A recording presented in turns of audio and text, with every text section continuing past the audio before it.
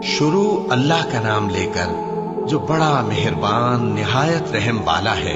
اللہ کے اقرار کو مضبوط کرنے کے بعد توڑ دیتے ہیں، اور جس چیز یعنی رشتہ قرابت کے جوڑے رکھنے کا اللہ نے حکم دیا ہے اس کو قطع کیے ڈالتے ہیں اور زمین میں خرابی کرتے ہیں۔ یہی لوگ نقصان اٹھانے والے ہیں۔ کافرو، تم اللہ سے کیوں کر منکر ہو سکتے ہو؟ جس حال میں کہ تم بے جان تھے تو اس نے تم کو جان بخشی، پھر وہی تم کو مارتا ہے، پھر وہی تم کو زندہ کرے گا، پھر تم اسی کی طرف لوٹائے جاؤ گے۔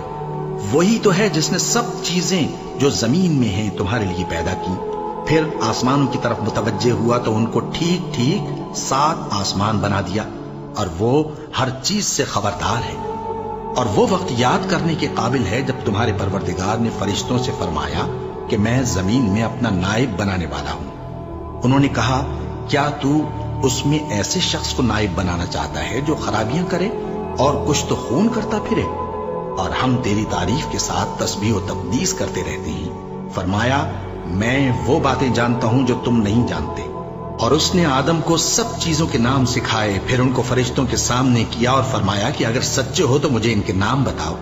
انہوں نے کہا، تو پاک ہے، جتنا علم تو نے ہمیں بخشا ہے اس کے سوا ہمیں کچھ معلوم نہیں، بے شک تو دانا ہے، حکمت والا ہے۔ تب اللہ نے آدم کو حکم دیا کہ آدم، تم ان کو ان چیزوں کے نام بتاؤ۔ سو جب انہوں نے ان کو ان کے نام بتائے تو فرشتوں سے فرمایا، کیا میں نے تم سے نہیں کہا تھا کہ میں آسمانوں اور زمین کی سب پوشیدہ باتیں جانتا ہوں، اور جو تم ظاہر کرتے ہو اور جو پوشیدہ کرتے ہو سب مجھ کو معلوم ہے۔ اور جب ہم نے فرشتوں کو حکم دیا کہ آدم کے آگے سجدہ کرو تو وہ سب سجدے میں گر پڑے، مگر شیطان نے انکار کیا اور غرور میں آ کر کافر بن گیا۔ اور ہم نے کہا کہ اے آدم، تم اور تمہاری بیوی بہشت میں رہو اور جہاں سے چاہو بے روک ٹوک کھاؤ پیو، لیکن اس درخت کے پاس نہ جانا، نہیں تو ظالموں میں ہو جاؤ گے۔ پھر شیطان نے دونوں کو اس درخت کے بارے میں پھسلا دیا اور جس عیش و نشاط میں تھے اس سے ان کو نکلوا دیا۔ تب ہم نے حکم دیا کہ بہشت بری سے چلے جاؤ، تم ایک دوسرے کے دشمن ہو، اور تمہارے لیے زمین میں ایک وقت تک ٹھکانہ اور معاش مقرر کر دیا گیا ہے۔ پھر آدم نے اپنے پروردگار سے کچھ کلمات سیکھے اور معافی مانگی تو اس نے ان کا قصور معاف کر دیا۔ بے شک وہ معاف کرنے والا ہے، بڑا مہربان ہے۔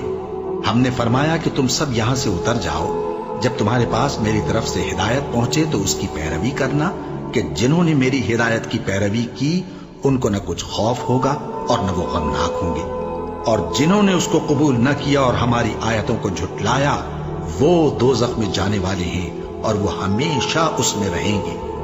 اے آل یعقوب، میرے وہ احسان یاد کرو جو میں نے تم پر کیے تھے، اور اس اقرار کو پورا کرو جو تم نے مجھ سے کیا تھا۔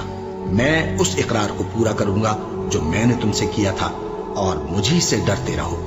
اور جو کتاب میں نے اپنے رسول محمد صلی اللہ علیہ وآلہ وسلم پر نازل کی ہے، جو تمہاری کتاب یعنی تورات کو سچا کہتی ہے، اس پر ایمان لاؤ اور اس سے منکر اول نہ بنو، اور میری آیتوں میں تحریف کر کے ان کے بدلے تھوڑی سی قیمت یعنی دنیاوی منفعت نہ حاصل کرو، اور مجھی سے خوف رکھو، اور حق کو باطل کے ساتھ نہ ملاؤ، اور سچی بات کو جان بوجھ کر نہ چھپاؤ، اور نماز پڑھا کرو اور زکوٰۃ دیا کرو، اور اللہ کے آگے جھکنے والوں کے ساتھ جھکا کرو۔ یہ کیا عقل کی بات ہے کہ تم لوگوں کو نیکی کرنے کو کہتے ہو اور اپنے تئیں فراموش کیے دیتے ہو، حالانکہ تم اللہ کی کتاب بھی پڑھتے ہو؟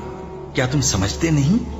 اور رنج و تکلیف میں صبر اور نماز سے مدد لیا کرو، اور بے شک نماز گراں ہے، مگر ان لوگوں پر گراں نہیں جو عجز کرنے والے ہیں، جو یقین کیے ہوئے ہیں کہ وہ اپنے پروردگار سے ملنے والے ہیں اور اس کی طرف لوٹ کر جانے والے ہیں۔ اے یعقوب کی اولاد، میرے وہ احسان یاد کرو جو میں نے تم پر کیے تھے، اور یہ کہ میں نے تم کو جہان کے لوگوں پر فضیلت بخشی تھی۔ اور اس دن سے ڈرو جب کوئی کسی کے کچھ بھی کام نہ آئے، اور نہ کسی کی سفارش منظور کی جائے، اور نہ کسی سے کسی طرح کا بدلہ قبول کیا جائے، اور نہ لوگ کسی اور طرح مدد حاصل کر سکیں۔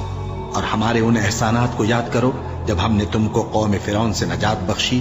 وہ لوگ تم کو بڑا دکھ دیتے تھے، تمہارے بیٹوں کو تو قتل کر ڈالتے تھے اور بیٹیوں کو زندہ رہنے دیتے تھے، اور اس میں تمہارے پروردگار کی طرف سے بڑی سخت آزمائش تھی۔